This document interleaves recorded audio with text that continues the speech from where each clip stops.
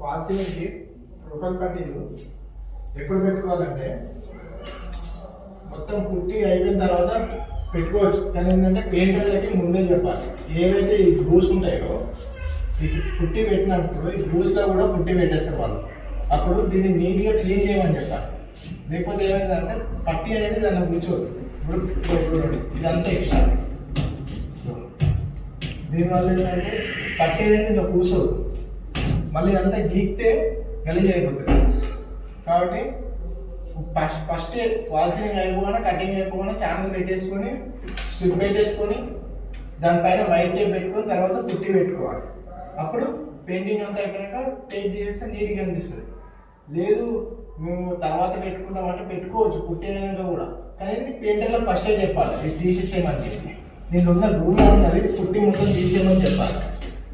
లేదనుకో పట్టీలు కూర్చోవు. నెక్స్ట్ మొత్తం